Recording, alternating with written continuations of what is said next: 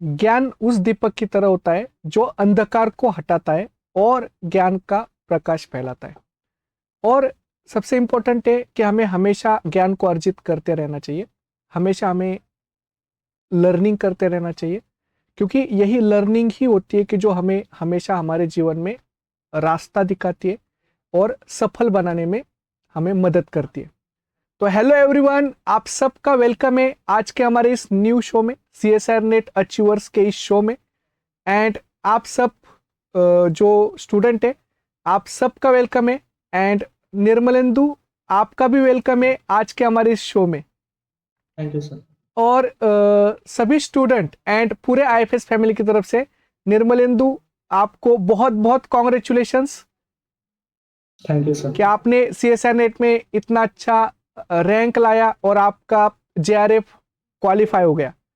तो सबसे पहले मैं इंट्रोड्यूस कराता हूँ कि निर्मलेंदु मुखर्जी ये बायोटेक्नोलॉजी के स्टूडेंट है और ये अभी भी MSc में ही थर्ड सेम में है। और MSc को प्रिपेयर करते करते ही एपेरेंग में ही उन्होंने CSR एग्जाम को क्रैक किया। एंड ये सबसे बड़ी अचीवमेंट है, ये हमारे लिए भी है कि निर्मलेंदु ने इतना अच्छे से MSc के साथ साथ CSR एग्जाम्स के लिए प्रिपेयर किया और इतना अच्छा इनका रिजल्ट आया। तो सबसे फर्स्ट कि बहुत सारे स्टूडेंट जो MSc अपियर करते और MSc अपियरिंग के साथ ही CSR एग्जाम का प्रिपरेशन करते, उन सब स्टूडेंट को बहुत सारे डिफिकल्टीज आते हैं प्रिपरेशन में, क्योंकि MSc के साथ CSR का प्रिपरेशन करना डिफिकल्ट होता है। टाइम मैनेजमेंट, कॉलेज का भी खुद का टाइम होता है, कॉलेज के लेक्चर्स होते हैं, प्रैक्टिकल्स होते हैं, और CSR एग्जाम का भी इतना वास्ट सिलेबस है, 13 unit plus aptitude. And in सबको मैनेज करना थोड़ा डिफिकल्ट होता है, चैलेंजिंग होता है। तो निर्मलेंदु, आपने जैसे प्रिपरेशन किया, क्या आपको ये चैलेंजिंग नहीं लगा, डिफिकल्ट नहीं लगा CSR एग्जाम का प्रिपरेशन? सर, मैंने कुछ स्पेसिफिक एरियाज जो कभी कवर नहीं हुए थे और जिनका वेटेज नॉर्मली ज़्यादा रहता है, हम्म। उन एरियाज पर ही ज़्यादा फोकस किया था। अच्छा। अ, तो इसीलिए it wasn't a very big problem for me, क्योंकि पुरानी चीज़ें ब्रश अप करने से याद रह हो जाती है, फिर से याद आ हम्म। जाती है। नॉर्मल इम्यूनोलॉजी हो या फिर मेरा BSc क्योंकि माइक्रो में था, तो बायोकेम या फिर ये सारी चीज़ें नॉर्मल बेसिक सवाल वो लोग पूछते हैं तो वो ब्रश अप हो जाता है, पर जो हम्म। नई चीज़ें होती हैं उन पर ही ज़्यादा फोकस मैंने किया था। इसी वजह से I didn't find it very cumbersome process. Yes, तो ये आंसर मुझे आपका बहुत अच्छा लगा निर्मलेंदु, कि आपने जो पॉइंट मेंशन किया कि जो आपके टारगेटेड एरियाज थे, जिनको आपको अच्छे से लर्न करना था, आपको आपने उनके ऊपर ज्यादा फोकस किया। एंड जो चीजें पहले से उनकी लर्न थी, जो पहले से उनको बहुत अच्छे से आती थी, उनका बहुत अच्छे से रिवीजन किया। और ये बहुत अच्छा पॉइंट यहाँ पे सीखने को मिलता है कि जो BSc में भी जो सीखी थी पॉइंट, वो सारी आज भी निर्मलेंदु को बहुत अच्छे से याद है। एंड इसलिए उनका भी बेनिफिट CSR एग्जाम में हुआ। वैसे हम देखते हैं निर्मलेंदु कि आपने जब प्रिपरेशन किया, जैसे CSR एग्जाम्स के लिए आपने रिकॉर्डेड कोर्स से प्रिपेयर किया और रिकॉर्डेड कोर्स से कुछ यूनिट्स प्रिपेयर किए। तो रिकॉर्डेड कोर्स प्रिपेयर करते समय, क्योंकि आप MSc में थे, आपको ऐसा नहीं लगा कि टॉपिक थोड़ा डिफिकल्ट है, बहुत ही डिटेल्स में वहां पे स्टडी किया जा रहा है, और BSc में तो अपना इतना डिटेल नहीं होता है। तो आपको कैसे लगा वो जब पढ़ाई करते थे तब? डिफिकल्ट इन द सेंस, हाँ डिफिकल्ट लगता है अगर आप रिकॉर्डेड लेक्चर्स देख रहे हैं। हम्म। बट बाद में जाकर अगर there are some basic books अगर है, हम्म। तो बेसिक बुक्स में अगर एक बार ताकि मतलब वहाँ पे एक बार देख लिया, तो आई थिंक वो मैनेज हो सकता है। हाँ। It can be managed. Correct correct, तो वो आपके ऊपर है कि आप किस तरह से उसको मैनेज करते हो, शेड्यूल के अकॉर्डिंग आपके, मतलब आपको किस तरह से पढ़ाई जल्दी से याद रहती है। और निर्मलेंदु, एक बहुत बार क्वेश्चन पूछा जाता है वैसे MSc एपियरिंग करते समय, हमारा जो CSR का जो सिलेबस है या CSR का जो पैटर्न है क्वेश्चन का, वो थोड़ा अलग है। एंड जो आपका यूनिवर्सिटीज का पैटर्न है, MSc का जो पैटर्न है, वो थोड़ा सा अलग है। एंड इसलिए MSc प्रिपेयर करते करते CSR प्रिपरेशन करते हुए हमें CSR के क्वेश्चन भी प्रैक्टिस करने पड़ते हैं। तो क्या ये क्वेश्चन आपने भी प्रिपेयर किए थे क्या CSR एग्जाम्स के? CSIR एग्जाम्स के क्वेश्चन मैंने एज़ सच क्वेश्चन मैंने प्रैक्टिस नहीं किए थे, hmm. Truth to be said. पर हाँ, मैंने ज़रूर ये देखा था कि पैटर्न कैसा आता है, मतलब हम्म। Is there a pattern in कि इस चैप्टर को या फिर इस यूनिट को ज़्यादा एम्फेसिस दिया जा रहा है, तो मैं हम्म। उस हिसाब से पढ़ के गया था। और टेक्निकली मेरे पास उतना टाइम भी नहीं था कि मैं पीवाईक्यू करूँ। पीवाईक्यू हाँ। करने का मेरे को मैं उतना टाइम नहीं निकाल पाया था, तो इट वाज़ जस्ट लाइक कि थ्योरी में थोड़ा बहुत जो भी पढ़ाया जाता है और रिकॉर्डेड लेक्चर्स या फिर नॉर्मल हमारे यहाँ पे कोर्स वर्क में अगर कुछ भी है, तो वही करके हम करते हैं। करेक्ट। और जैसे निर्मलेंदु आप एमएससी में है अभी, और एमएससी के थर्ड सेम में बायोटेक्नोलॉजी में, तो क्या एमएससी के सिलेबस में से आपको बहुत सारे टॉपिक का हेल्प मिला क्या सीएसआर एग्जाम में? हाँ, डेफ़िनेटली जब अगर आप एमएससी कर रहे हैं, हम्म। तो नॉर्मली बहुत ज़्यादा वो कॉमन ही रहता है। इट्स हाँ। वेरी मच कॉमन, काफ़ी सारा सिलेबस कवर हो जाता है एमएससी के कोर्स हम्म। वर्क में ही। हमारे कोर्स वर्क में 2-3 चीज़ें इंक्लूडेड नहीं थी, हम्म। तो वो चीज़ें फिर हमें बाहर से करनी पड़ी। पर हम्म। मैक्सिमम ऑफ इट आपका फर्स्ट सेमेस्टर या सेकंड सेमेस्टर में आपको पढ़ा दिया जाता है। सो वो हाँ। आपके रिकॉर्ड में रहता है, दिमाग में रहता है। करेक्ट। तो जो भी स्टूडेंट एमएससी में अपीयर है और वो सीएसआर को भी प्रिपेयर करे, तो याद रखिए कि एमएससी में से बहुत सारे पॉइंट्स आपके एमएससी में ही कवर हो जाते हैं, जो आपको सीएसआर में बेनिफिट देते हैं। निर्मलेंदु, जैसे आपने कहा कि आपका एमएससी बायोटेक्नोलॉजी में आपका गेट बी के एग्जाम के थ्रू सिलेक्शन हुआ था, तो उसके बारे में आप थोड़ा बता सकते हैं क्या? मैंने 2023 में आई थिंक जनवरी के अराउंड मैंने हम्म। ये लिया था सब्सक्रिप्शन 3 महीने का, हम्म। गेट बी का एग्ज़ाम से ठीक पहले। हम्म। और उन 3 महीनों में मैंने जो मैथ्स या फिज़िक्स या केमिस्ट्री के जो एस्पेक्ट्स होते हैं थोड़े बहुत, हम्म। वो मैंने देखे थे। हम्म। और फिर हमने एग्ज़ाम दिया, तो गेट बी में रैंक आई थी, उसके बाद काउंसलिंग में बैठना पड़ता है। हम्म। तो हर इंस्टीट्यूट में सेपरेटली फॉर्म फिलअप्स होते हैं। हम्म। तो फॉर्म फिलअप्स किया गया था और उसमें फिर बाद में मेरे को इधर मिला था चांस, तो आई केम। यस, तो आप अभी कौन से कॉलेज में आपका सिलेक्शन हुआ था गेट बी थ्रू? हाँ, मेरा गेट के through Rajiv Gandhi centre for biotechnology हाँ। त्रिवेंद्रम में सिलेक्शन हुआ। वाह वाह वाह, तो कॉन्ग्रेचुलेशंस आपको इसके लिए। एंड सबसे फर्स्ट कि जैसे हम देखते हैं कि निर्मलेंदु, बहुत बार हम, क्योंकि आप एमएससी में हो तो आप उसको बहुत ज़्यादा कोरिलेट कर सकते हैं कि जब हम प्रिपरेशन भी करते हैं, एमएससी के भी टॉपिक पढ़ते हैं, तो हमें बहुत सारी डिफिकल्टीज आती है, बहुत सारे डाउट्स आते हैं। इवन क्वेश्चन भी सॉल्व करो तो भी क्वेश्चन सॉल्व नहीं हुए, तो भी आपको बहुत ज़्यादा मतलब उन क्वेश्चन से डर लगने लगता है। और बहुत बार ऐसा होता है कि हम जितना प्रिपरेशन करना चाहते हैं उतना हमारा नहीं होता, तो हम जो है वो मायूस हो जाते हैं या हमें डीमोटिवेशन आता है। तो ये सारी चीज़ें प्रिपरेशन के टाइम पे आपके साथ भी हुई थी क्या? अ, ये सारी चीज़ें तो नॉर्मल है, किसी के साथ भी होगा। हाँ। पर क्या कहते हैं, मैंने सीएसआईआर नेट गेट भी मैंने सीरियसली दिया था। अच्छा। सीएसआईआर नेट जून-जुलाई का जो था उसमें मैंने उतने सीरियसनेस से नहीं दिया था। हम्म। और इट्स लाइक अगर मतलब चीज़ों को नॉर्मली लिया जा सके तो बेहतर होता है। हाँ। स्ट्रेस होता है at the end of the day, पर आई मतलब ना लेना बेहतर है। ना लेना कहना आसान है, करना मुश्किल है, यस। पर if you can do that, अगर हम्म। स्ट्रेस ना लो तो ही बेहतर है। तो एग्ज़ाम्स भी अच्छे से जाते हैं, काफ़ी अच्छे से, क्योंकि मैं बहुत लोगों को जानता हूँ, वो लोग काफ़ी stress stress in the sense कि दे वर लाइक कि इस बार में ही निकालना है। हाँ।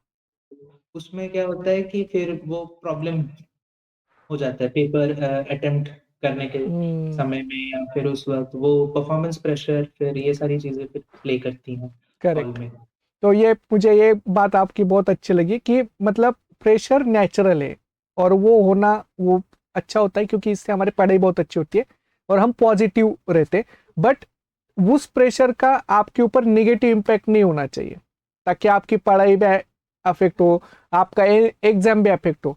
एंड बहुत सारे स्टूडेंट के साथ यही होता है कि प्रेशर को मैनेज करना, वो मतलब थोड़ा सा वहाँ पे प्रॉब्लम होता है, एंड उस वजह से रिजल्ट में थोड़ा अफेक्ट होता है। बट बहुत बार निर्मलेंदु हम ये देखते हैं कि जब भी एग्जाम्स को अगर आप प्रिपेयर करते हो, तो एग्जाम से पहले जब भी आप एग्जाम्स के बारे में सोचते हो, तो वहाँ पे आपको थोड़ा सा रिलैक्स लगता है। बट एग्जाम में जाने के बाद एकदम से प्रेशर आ जाता है। एग्जाम में जाने के बाद हम एकदम से डर जाते हैं क्योंकि अब तो फाइनल एग्जाम है। तो क्या ये डर प्लस इस बार का जो एग्जाम, बहुत सारे स्टूडेंट बोलते थे कि उसमें बहुत लेंदी क्वेश्चन आए, बहुत अप्लाइड क्वेश्चन आए, बहुत बड़े क्वेश्चन आए, तो इस बार का एग्जाम आपको कैसा लगा था? मैंने ये मेरा फर्स्ट अटेम्प्ट था। हम्म। इससे पहले मैंने नेट नहीं दिया था, हम्म। तो this was my first attempt. ऊपर से मैंने बोला कि मैंने पीवाईक्यू नहीं किया था, हाँ हाँ सो हाँ। Technically I have nothing to compare it with कि पेपर कैसा आया क्या हुआ। हम्म। बट मुझे सबसे ज्यादा जो अगर कोई कंफर्ट जोन पूछे पूरे पेपर में, तो इट वाज मोर और लाइक द अप्लाइड वाला जो पार्ट था, that hmm. Was comfort for me, क्योंकि वो वाली चीजें ऐसी हैं जो हम लोग नॉर्मली डेली लाइफ में हम्म। थोड़ा बहुत लैब में चलता रहता है, करेक्ट। काम करते रहते हैं, तो उसमें वो पढ़ना भी नहीं पड़ा था, और उनमें मैं सारे तो जवाब पे दे नहीं सकता, मैं वहाँ पे ठीक ठाक वहाँ पे दे पाया था जवाब। तो इसीलिए वो वाला मेरा कंफर्ट एरिया था। यस यस, तो ये एक आपके लिए स्ट्रॉन्ग पॉइंट था कि आपका बायोटेक्नोलॉजी में प्रैक्टिकल हैंड बहुत अच्छा था हाँ और वो सारी बेसिक चीजें। और दूसरा, जैसे आपने कहा, ये बहुत सही बात है कि जब आप अप्लाइड क्वेश्चंस देखने जाओगे और आपका अगर प्रैक्टिकल हैंड बहुत अच्छा है तो आपके अप्लाइड कंसेप्ट बहुत स्ट्रांग होते हैं और वो फाइनल एग्जाम में बहुत काम आए होंगे, क्योंकि इस बार पूरा पेपर अप्लाइड बेस्ड था।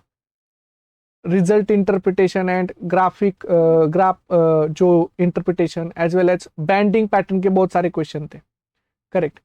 और बहुत बार हम देखते हैं निर्मलेंदु की, जब भी कॉम्पिटिटिव एग्जाम होते हैं तो कॉम्पिटिटिव एग्जाम के साथ एक पार्ट हमेशा इंक्लूड किया जाता है, जैसे एप्टीट्यूड। चाहे आप वो गैट में देखो, गेट में देखो या सीएसआर में देखो, तो एप्टीट्यूड का भी क्या आपने प्रिपरेशन किया था क्या? एप्टीट्यूड का प्रिपरेशन नहीं, एज सच एप्टीट्यूड का प्रिपरेशन मैंने नहीं किया था। हम्म। और आई डोंट थिंक एप्टीट्यूड के लिए बहुत ज़्यादा टाइम देना चाहिए, हम्म। क्योंकि मोस्ट ऑफ द मार्क्स जो हैं वो मतलब बायो वाले सेक्शन से आएंगे। आ, तो एप्टीट्यूड, जैसे मैथ्स अच्छा है, हम्म। ठीक है, नॉट टू से, पर मेरा मैथ्स अच्छा है। तो अच्छा। इसीलिए नॉर्मल बायोलॉजी के स्टूडेंट्स का यही प्रॉब्लम रहता है कि उनका मैथ्स या फिजिक्स ये चीजें थोड़ी कमजोर रहती हैं। हाँ। गैट बी में भी सेम फंडा था कि गैट बी में भी हमको कहा जाता था कि बायो तो बायो है, ठीक है, वो सारे बायोलॉजी के स्टूडेंट्स का आता है, हम्म। पर अगर फिजिक्स मैथ्स केमिस्ट्री में अगर तुम ला पाओ एक्स्ट्रा, तो that is like good for you. Hmm. इसीलिए एप्टीट्यूड का काम मुझे वो लगता है। Hmm. But for the aptitude marks to work for you, you need to have, मतलब बायो का तुम्हारा वो रहना चाहिए इतना सपोर्ट बेस कि तुमको हम्म। एप्टीट्यूड एप्टीट्यूड इम्पोर्टेंट है, पर मैंने एज सच ज्यादा एप्टीट्यूड करने का टाइम नहीं मिला था, मिलता तो मैं जरूर करता। हाँ, मिलता मतलब तो मैं जरूर एक बहुत अच्छी बात है कि जब आपका मतलब बायोलॉजी के साथ भी एप्टीट्यूड अगर आपको सपोर्ट करे तो आपका करता। हाँ रिजल्ट और अच्छा आएगा। हाँ, यस। That's the thing. और करना ही चाहिए क्योंकि एप्टीट्यूड में भी 30 मार्क्स का पेपर होता है। वो आपका जेआरएफ भी डिसाइड करता है, आपका रैंक भी डिसाइड करता है आगे जाके। यस। वैसे हम ये देखते हैं ना कि जब भी एग्जाम प्रिपरेशन होता है तो एग्जाम प्रिपरेशन में जैसे हम सीएसआर का भी देखते हैं, तो A part, B part, C part, तीनों पार्ट होते हैं।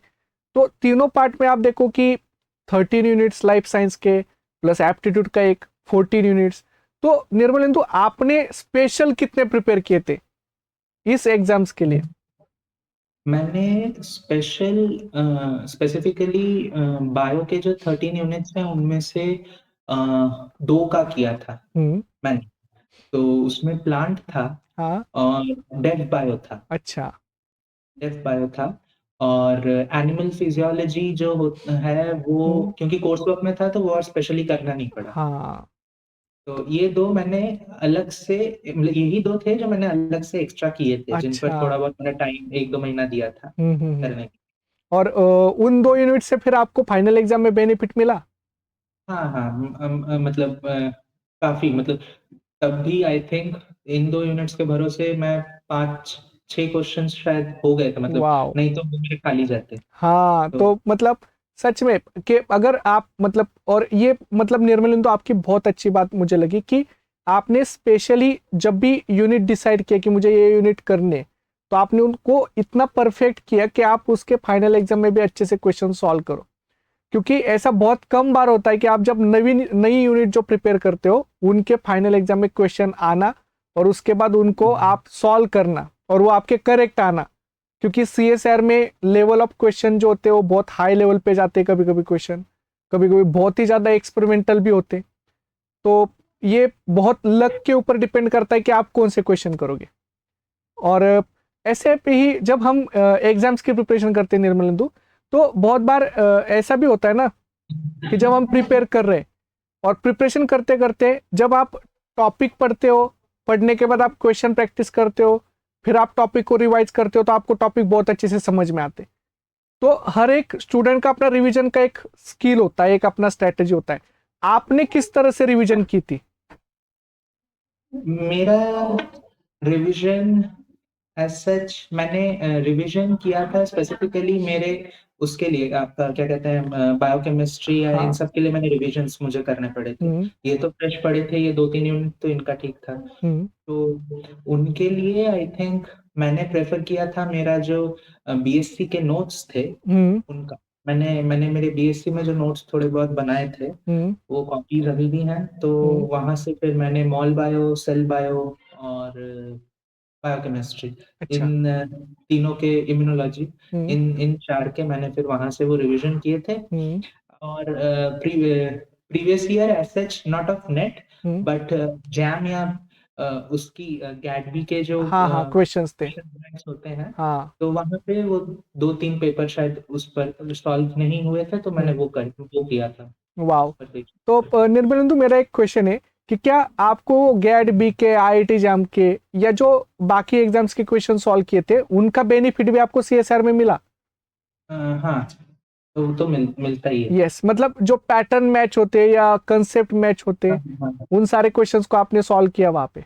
मोर और लेस उस टाइप के क्वेश्चन सेम आते हैं, मतलब क्या कहते हैं, जैम या गैटबी में एज सच एनालिटिकल क्वेश्चन या एक्सपेरिमेंटल क्वेश्चन बहुत हम्म। ज्यादा नहीं होते हैं। सीएसआईआर हम्म। में that thing is an additive. Hmm. But aside उसको छोड़ देने से उस पार्ट का जो बाकी जो क्वेश्चन आते हैं, those are like fact based question. Correct, वो डायरेक्ट बी जैम और पार्ट में भी गैटबी, आपको काम आते हैं। तो वो हम्म। फैक्ट बेस्ड क्वेश्चन, वो जैम और गैटबी वो जैसा सेम ही है, it's not like something hmm. Very different. Correct. तो ये बहुत अच्छी बात है, देखिए आप सब स्टूडेंट के लिए, कि जितना आप आईआईटी जाम हो, बायोटेक्नोलॉजी का, या आप गेट भी हो, या आप गेट के क्वेश्चन सॉल्व कर सकते हो, जितने डिफरेंट डीबीटी के क्वेश्चन सॉल्व कर सकते हो, क्योंकि डिफरेंट एग्जाम्स के क्वेश्चंस को अगर पैटर्न भी आप देखो तो भी आपको सीएसआर में उसकी हेल्प होती है। एंड इवन सीएसआर के एग्जाम के क्वेश्चन सॉल्व करो तो बाकी एग्जाम में भी उसकी हेल्प होती है, कंसेप्ट और as well as the pattern of question. वैसे निर्मलेंदु, हम ये देखते हैं ना कि जब भी हम प्रिपरेशन करते, तो प्रिपरेशन करते हुए सबसे इंपॉर्टेंट होता है हमारा कंसेप्ट लर्निंग। आप कंसेप्ट लर्निंग कितना अच्छा करते हो, एंड कंसेप्ट लर्निंग डिपेंड होता है आपके नोट्स के ऊपर कि आपके नोट्स कितने अच्छे। तो क्या आपने सारे सब्जेक्ट के नोट्स अपने हाथ से बना के रखे, शॉर्ट नोट्स हाँ, वगैरह प्रिपेयर करके आपने पढ़ाई की है? हाँ, मतलब शॉर्ट नोट एज सच नहीं, पर हम्म। अ, वो मैक्सिमम नोट्स मैंने मास्टर्स में आकर उतना ज्यादा तैयार नहीं कर पाया हूँ, वो बैचलर्स के ही नोट्स हैं वो सारे। तो वो अच्छा। मैंने खुद बुक्स और वीडियोस और इन सब से देखकर वो बनाए थे। तो नोट्स बनाना बहुत इंपॉर्टेंट है। और नोट्स, क्योंकि अपने नोट्स हमें समझ में आते। करेक्ट। वैसे जब हम ये डिस्कस करते हैं कि जब भी कोई एग्जाम हो, जब वो नेशनल लेवल का एग्जाम हो, कॉम्पिटिटिव एग्जाम हो, तो उस एग्जाम्स के लिए प्रिपरेशन करने के लिए आपके पास एक तो खुद का मतलब एक आपको हार्डवर्क करने के लिए रेडी होना चाहिए, खुद को प्रिपरेशन करने के लिए उतना टाइम देना चाहिए, पेशेंस रखनी चाहिए, कंसिस्टेंसी रखनी चाहिए। तो वैसे ही अभी सीएसआर एग्जाम का जो अगला एग्जाम सपोज दिसंबर एंडिंग में हो सकता है या जनवरी के मंथ में हो सकता है, तो निर्मलेंदु, अभी जो स्टूडेंट, बहुत सारे स्टूडेंट प्रिपेयर कर रहे हैं, बहुत सारे एमएससी में भी स्टूडेंट है कि जो प्रिपेयर कर रहे हैं, और बहुत सारे स्टूडेंट जो है वो एमएससी होने के बाद भी प्रिपेयर कर रहे हैं। तो आप उनको ऐसे क्या डूज एंड डोंट्स बताना चाहोगे कि जिससे उनको फायदा हो और उनका भी रिजल्ट आपकी तरह इतना अच्छा है? डूज एंड डोंट्स, पहला है कि प्रेशर ना ले, क्योंकि यस। के एग्जाम्स या एज सच पीएचडी के फंडिंग के एग्जाम्स हम्म आज की डेट में इंडिया में काफी होते हैं। Hmm there is BET, there is NET, then there is NET of various funding bodies. Hmm तो नेट काफी टाइप के होते हैं। पहली बात है कि वो तो एक तो पहला है कि ज्यादा स्ट्रेस ना ले। हम्म दूसरा है कि मैंने रियल लाइफ इस बार भी मैंने देखा है, नेगेटिव मार्किंग जितना हो सके नेगेटिव हम्म, मार्किंग ना करने की कोशिश। तो हाँ हमेशा कोशिश किया है, या जो लोग भी सक्सेसफुल होते हैं हमारे सीनियर्स या फिर, तो वो नेगेटिव मार्किंग जितना, अगर आपको तुक्का भी मारना है सो दैट तुक्का शुड बी लाइक 100%, कि हाँ, हम्म नेगेटिव मार्किंग क्योंकि आपको बहुत पीछे धकेल देता है। करेक्ट नेगेटिव मार्किंग बहुत मतलब खराब चीज है। मैंने as such maybe I passed क्योंकि मैंने कोशिश किया था, क्योंकि मैंने अटेम्प्ट बहुत ज्यादा नहीं किए थे। हाँ हाँ बट हाँ मैंने नेगेटिव मार्किंग मिनिमल रखने की हमेशा कोशिश की, और मैं सबको कहता हम्म हूँ कि अगर श्योर नहीं हो तो वो करने की जरूरत नहीं है, क्योंकि इट्स करेक्ट परसेंटाइल का खेल है। तो परसेंटाइल इट्स लाइक, क्योंकि वो इट्स नॉट लाइक परसेंटेज, वो नंबर ऑफ पीपल्स पे डिपेंड करता है, हम्म डिपेंड करता है। तो अच्छा ही होगा कि अगर आप नेगेटिव मार्किंग को अवॉइड कर सके। हाँ then the third thing is कि पेपर का पैटर्न जो है वो चेक किया जाए। कोई भी पेपर जब हम्म आप देते हैं पिछले 3 साल का, 3-4 साल मैक्स टू मैक्स, तो करेक्ट उसका पैटर्न होना चाहिए, और उसमें जो वेटेज जिनका लग रहा है कि कंसिस्टेंटली वहां पे अच्छा खासा वेटेज दिया जा रहा है, हर साल हम्म 3-4 क्वेश्चन आ रहे हैं, स्पेसिफिकली उनको करके जाइए। हम्म अगर वो आउट ऑफ आपके करंट सिलेबस से है, हम्म एंड और नॉर्मल बायोकेमिस्ट्री और मॉल बायो एवं सेल बायोलॉजी या फिर माइक्रोबायोलॉजी या फिर इम्यूनोलॉजी, हम्म इन सब में कुछ बेसिक चीजें होती हैं। जैसे हम्म बायोकेमिस्ट्री में वो टीसीए साइकिल हुआ, देन हम्म ग्लाइकोलाइसिस हुआ, हम्म फिर नॉर्मल रेप्लिकेशन, ट्रांसक्रिप्शन, ट्रांसलेशन, हम्म ये सारी जो चीजें होती हैं। हम्म फिर नॉर्मल सिग्नलिंग पाथवे, जो बहुत ज्यादा वाइड स्प्रेड सिग्नलिंग पाथवेज जो पढ़ाए जाते हैं, जीपीसीआर के हो गए, हम्म इन सारी ये सारी चीजें हो गई। और इम्यूनोलॉजी में स्पेसिफिकली आई थिंक आपको एटलीस्ट वो T cell B cell selection, tolerance, hmm वहां तक अगर बीडीजे रिकॉम्बिनेशन, हम्म यहाँ तक अगर आपका है, तो ये सारी चीजें मेन मेन चीजें हैं जिन पर बेसिकली ज्यादातर क्वेश्चंस आते हैं। अगर यहाँ से हम्म आएंगे तो वो इन्हीं चीजों से आते हैं, करेक्ट इनसे हटकर कुछ नहीं आता। तो ये सारी हम्म चीजों का आप पर ध्यान होना चाहिए, और वो वेटेज तो आपको देखना चाहिए। मतलब दैट इज फॉर यूनिट्स जो कंप्लीट ना हुए हों आपके। हम्म फॉर पीपल लाइक अस जो माइक्रोबायोलॉजी के स्टूडेंट्स हैं, हमारे लिए प्लांट फिजियोलॉजी या फिर एनिमल फिजियोलॉजी हम्म ये सब नया था, और डेफ बायो नया था।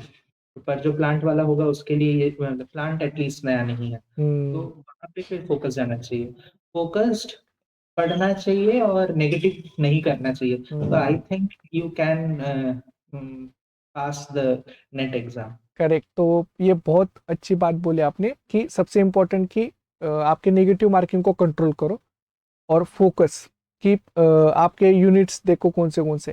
वैसे निर्मलेंदु बहुत बार मतलब ऐसे देखते कि हम प्रिपरेशन करते हैं तो प्रिपरेशन करते समय हमारी गलतियां भी बहुत सारी होती है, मिस्टेक्स और silly mistakes they are common in exams, न चाहते हुए भी हमसे वो मिस्टेक्स होते हैं।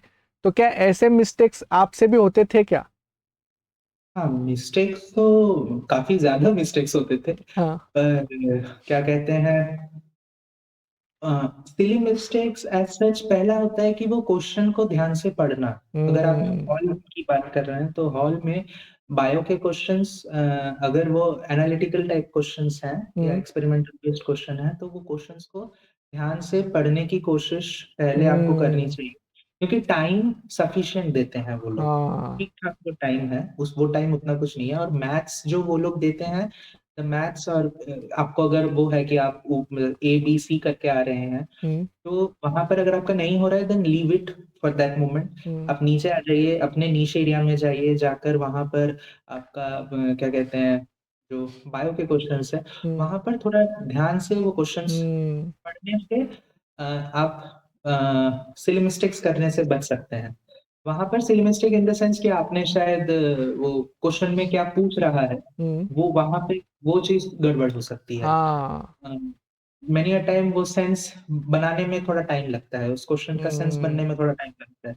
और हड़बड़ी में कभी-कभी ट्रांस मेरे साथ होता था, जैसे ट्रांसलेशन को ट्रांसक्रिप्शन पढ़ दिया, फिर क्वेश्चन समझ नहीं आ रहा कि क्वेश्चन असल में है क्या? हाँ बात कुछ चीज़ की हो रही है, मैं पढ़ कुछ और रहा हूँ, तो वो हम्म, हड़बड़ी में होने से वो वाली गलतियाँ होती हाँ तो ये करेक्ट। तो एक दो सिली मिस्टेक्स बहुत सारी होती है। क्वेश्चन में स्टिक टू द क्वेश्चन रहना बहुत डिफिकल्ट होता है, लेकिन वो सबसे इंपॉर्टेंट होता है कि सीएसआर ने जितना पूछा है या क्वेश्चन जितना बोल रहा है पूछ रहा है उतना ही बताना। क्योंकि ऑप्शंस में सारे ऑप्शन अवेलेबल होते हैं, कि को रिलेट करके भी ऑप्शन अवेलेबल होते हैं, but stick to the question रहना। क्वेश्चन को 2 या 3 बार अच्छे से पढ़ना बहुत इंपॉर्टेंट होता है। और आंसर निकलने के बाद भी क्वेश्चन को पढ़ना कि वही आंसर है क्या और वही पूछा है क्या, तो ये बहुत इंपॉर्टेंट होता है एग्जाम्स में। अब हम निर्मलेंदु कुछ रैपिड फायर क्वेश्चंस लेते हैं, ओके, जिसको आपको बस पॉइंटेड आंसर देना है। हाँ, सिंपल सिंपल। वैसे अभी लाइफ साइंस में 13 यूनिट्स है और एप्टीट्यूड है। आपका सबसे फेवरेट यूनिट आपको कौन सा लगता है? है। मेरे को डेवलपमेंटल बायोलॉजी। अच्छा, डेवलपमेंटल बायोलॉजी। और स्पेशल रीजन?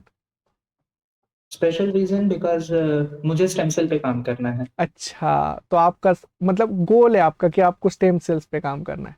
वाह। हुँ। और सबसे डिफिकल्ट टॉपिक आपको कौन से लगता है? एज़ सच इन बायो में लाइफ साइंस प्लस एप्टीट्यूड पूरे? मुझे सबसे डिफिकल्ट टॉपिक एवोल्यूशन। अच्छा क्यों? अ, पकड़ में ही नहीं आता, मतलब इट्स पता नहीं क्यों। अच्छा, वो लाइक थेरोटिकल इसलिए? मे बी थे नॉट थियोरेटिकल एज़ सच। मुझे लगता है कि एवोल्यूशन में इट्स लाइक कोई फिनोमेना हो रहा है, तो हाँ। उसके बाद उसको जवाब देने की कोशिश की जा रही है। हम्म। मैक्सिमम साइंस वैसा ही होता है, पर एवोल्यूशन में हर स्टेप में वो चीज़ है। हम्म। तो मुझे वो प्रोसेस बहुत ज़्यादा टायरिंग प्रोसेस लगता है। हाँ। मतलब you can not apply every condition to every place. Hmm. According to things it changes. Correct. तो मुझे उस वजह से एवोल्यूशन थोड़ा-सा गड़बड़-सा लगता डिफिकल्ट लगता है, अच्छा। और आपको ऐसे याद न रखने वाली चीजें, इंफॉर्मेटिव चीजों से डर लगता है क्या कि ये मुझसे कैसे याद रहेगा? है। हाँ, डेफ़िनेटली यस। इन्फॉर्मेटिव चीज़ों से बहुत डर लगता बहुत है। ज्यादा, कि एग्जाम्पल्स होते, नाम होते, हाँ, हाँ। कैरेक्टर्स होते। और जैसे कि एप्टीट्यूड के सेक्शन या मैथमेटिक्स, तो मैथमेटिक्स तो आपका वैसे भी अच्छा है। हाँ, तो आपको न्यूमेरिकल आंसर टाइप क्वेश्चंस कैसे लगते हैं, मतलब सिंपल या hard? Numerical answer type question मेरे को मॉडरेट, मैं बहुत सिंपल नहीं बोलूँगा, हम्म। मॉडरेट लगता है। अच्छा, मॉडरेट लगते हैं। हाँ, वैसे भी हुँ, सीएसआर में 1 2 3 4 ही क्वेश्चन आते हैं, ज्यादा नहीं आते। हाँ, हाँ। वैसे जेनेटिक्स के सीएसआर वगैरह में आते हैं। अगर क्वेश्चन की बात की जाए, तो वो नॉर्मली वो ईज़ी रहता है। हाँ। ईज़ी रहता है। मुझे जैम के कुछ क्वेश्चन्स होते हैं या गेट के क्वेश्चन्स होते हैं, हाँ वो थोड़े वो मुझे वो लगता है। हाँ वो थोड़े मॉडरेट से टाइप की वो। हायर लेवल के होते हैं, उसमें कैलकुलेटर भी यूज करना होता है। हाँ, और हाँ, प्लस डिफिकल्टी लेवल ये होती है कि आपको आंसर टाइप करना है। क्योंकि हाँ। सीएसआर ऑप्शन देता है तो हम लॉजिकली भी जा सकते हैं ऑप्शन पे। और एक जो है कि जैसे 3 पार्ट है सीएसआर में, A part, B part, C part. आपका सबसे फेवरेट पार्ट कौन सा है? मेरे को सबसे फ़ेवरेट पार्ट अ, मेरा ए पार्ट सबसे ए पार्ट और सी पार्ट। अच्छा, ए पार्ट एंड सी पार्ट। और आप सबसे पहले स्टार्ट किस पार्ट से करते हैं? अ, मैंने स्टार्ट सी पार्ट से। अच्छा, सी पार्ट से। और स्पेशल रीजन इसके लिए कुछ? सी पार्ट में क्योंकि टाइम मुझे लगता है ज़्यादा लगता है। एट हाँ। द एंड अगर मैं वो करूँगा तो मे बी हड़बड़ी में मे बी गलत हो जाएगा। तो हम्म। मेरी साइकोलॉजी वैसे है कि पहले टाइम लेके उसको टाइम देकर, अगर नहीं हो रहा सॉल्व तो पर छोड़ना है, अगर नहीं हो हाँ, रहा, बैठ ही नहीं रह रहा है, बट कोशिश अगर करना है कि पहले अगर हो जाए, करेक्ट तो करेक्ट। बेहतर तो क्योंकि सी पार्ट अगर कंप्लीट हो गया तो फिर हमारा ऑलमोस्ट 50% जो है हमारा वेटेज कंप्लीट हुआ और हमारा टेंशन भी चला जाता है। क्योंकि बी है। पार्ट, ए पार्ट को तो हम इजीली मैनेज कर सकते हैं। लास्ट मोमेंट पे सी पार्ट मैनेज होता नहीं है, क्योंकि बड़े क्वेश्चन होते हैं, तो टाइम कंज्यूमिंग होता है। तो और उसके साथ सपोज अगर स्टूडेंट्स को निगेटिव मार्किंग को कम करना है, तो वो सबसे मतलब ज्यादा किस पे फोकस करे? सबसे ज़्यादा प्रैक्टिस पे, क्वेश्चन कॉन्फिडेंस। प्रैक्टिस? हाँ, प्रीवियस ईयर पीवाईक्यू करना चाहिए। हाँ। अगर वो हो रहा है तो प्रॉब्लम हो रहा है, पीवाईक्यू करना चाहिए। और अगर और कोशिश ये करना चाहिए कि वो हॉट्स टाइप के जो क्वेश्चन होते हैं, हायर ऑर्डर थिंकिंग स्किल्स वाले जो क्वेश्चंस होते हैं, hmm. Specifically for the C part, तो फिर आप सी पार्ट में फोकस करिए। अगर यस। सी पार्ट में अगर आपने फोकस किया है तो आई थिंक वो काफ़ी ज़्यादा आपका काम आसान कर देता है। हाँ। C part correct. में आप जितना हो सके उतना फोकस रखिए, क्वेश्चंस उस टाइप के कीजिए। हाँ। पीवाईक्यू से भी स्पेसिफिकली आप वैसे टाइप के क्वेश्चन कीजिए जो सी पार्ट मतलब सी पार्ट से रिलेटेड हो। किसी भी हम्म। एग्ज़ाम प्रीवियस ईयर क्वेश्चन किसी भी बायो रिलेटेड एंट्रेंस एग्ज़ाम का उठाकर उस टाइप के क्वेश्चंस करने से मुझे लगता है इट्स बेटर। करेक्ट। तो मतलब जितना आप क्वेश्चन प्रैक्टिस पे फोकस करें, अपने मिस्टेक्स को ढूंढिए, उसको आइडेंटिफाई कीजिए, सिली मिस्टेक्स को ढूंढिए और क्वेश्चंस को अच्छे से पढ़िए, रिविजन्स कीजिए टॉपिक की। अगर कहाँ पे इंफॉर्मेशन की गलती हो रही है तो रिविजन्स कीजिए, ताकि आपका सिलेक्शन ऑफ क्वेश्चन बहुत अच्छा हो और आपका नेगेटिव मार्किंग भी कम हो जाए। और ये जो सेशन था निर्मलेंदु, इस सेशन से बहुत सारे हमने इंपॉर्टेंट पॉइंट को डिस्कस किया एंड आई होप कि इस सारे सेशन से बहुत सारे स्टूडेंट को बहुत बेनिफिट मिलेगा और वो जो प्रिपरेशन कर रहे हैं उनमें जो उनको दिक्कत आ रही है उनका भी सॉल्यूशन इस सेशन से मिलेगा। तो निर्मलेंदु, आपने इतना अच्छा स्ट्रेटजी शेयर करने के लिए और इतना अच्छे से सारे मतलब स्ट्रेटजी को समझाने के लिए एज वेल एज आपके जो पॉइंट ऑफ व्यू है उसको समझाने के लिए आपको बहुत बहुत धन्यवाद। So thank you. Thank you so much. And सारे स्टूडेंट, आपको भी ये सेशन कैसे लगा आप हमें जरूर बताइए। आपको भी कोई डाउट हो तो आप इस वीडियो के कमेंट बॉक्स में पोस्ट कीजिए। तो वंस अगेन सारे स्टूडेंट की तरफ से एंड पूरे आईएफएस फैमिली की तरफ से निर्मलेंदु आपको बहुत बहुत congratulations thank you sir. And wish you all the best for your future goals. ऐसे ही थैंक लर्निंग करते रहिए एंड आगे बढ़िए। So thank you so much all. Thank you. Thank you.